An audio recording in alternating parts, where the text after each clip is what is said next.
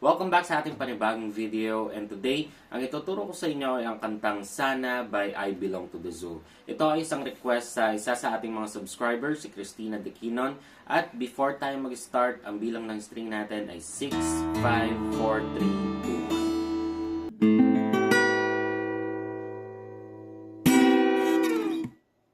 2, 1. Umpisa na natin sa intro. Yung unang chords natin ay C add 9. Yung C add 9 natin, ito ay sa 5th, 4th string to, 2nd string to, and 1st string to. Tapos, huwag nyo nang tatanggalin itong dalawang to. Ang next chords natin ay G.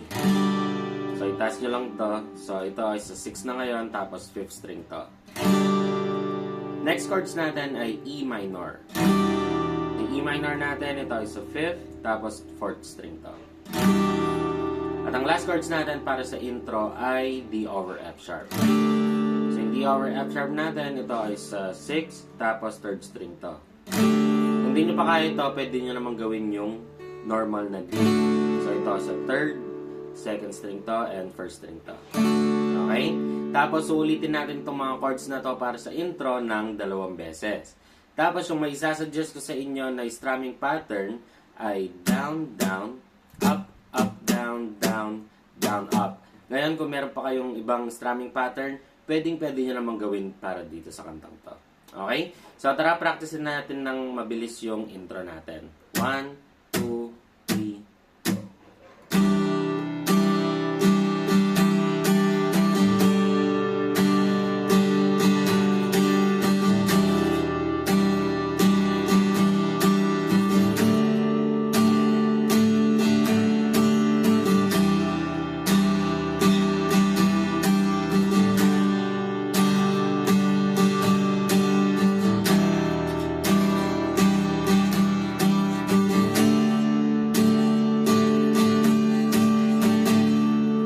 Dito na tayo sa verse. Yung mga chords natin dito, kagaya niya lang yung intro, pero yung last chords nyo, imbis na D over F sharp, gagawin natin ng G.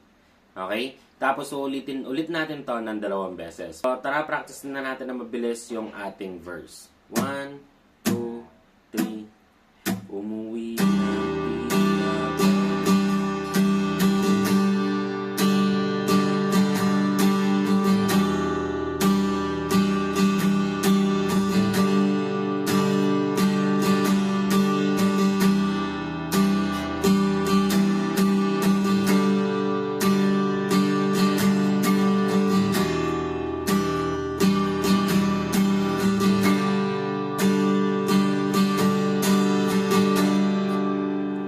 na pagkatapos ng ating verse, dito na tayo sa refrain. Ito na yung part na bakit ka mag-iba?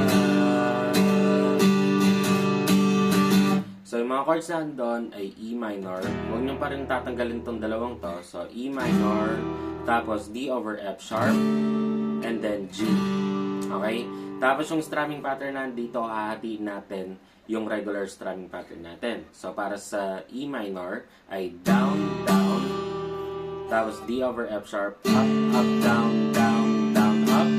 Tapos kukumpleto natin sa G. Okay? So, tara, practicein na natin na mabilis para mas matutunan natin. 1, 2, 3.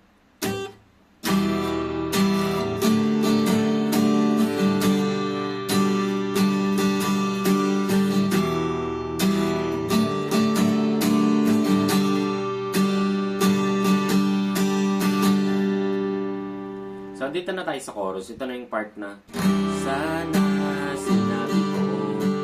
Okay? So, yung mga chords na dito ay C add 9. Tapos G, E minor, G. Tapos yung pangalawang ulit natin, C add 9, G, D over F sharp.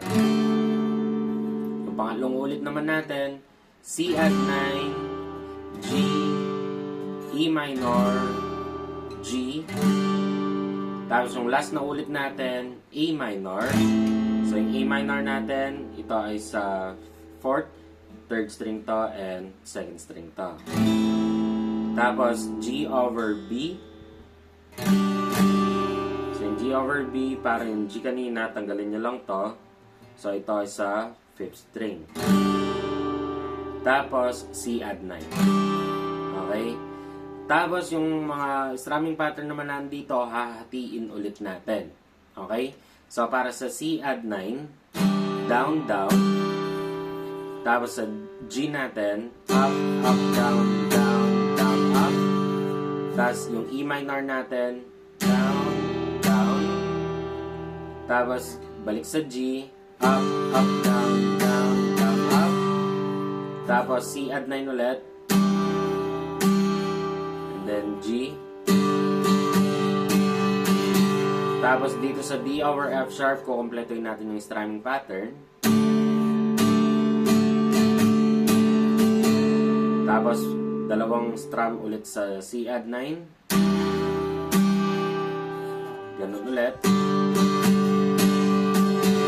Tapos, E minor. G. Tapos, yung A minor natin, down, down. Tapos, and then, kumpletuin natin sa last chords natin. Okay? So, ganun lang siya. Para matutunan natin na mabilis, practicein na natin. 1, 2, 3, go. Sana sinabi mo.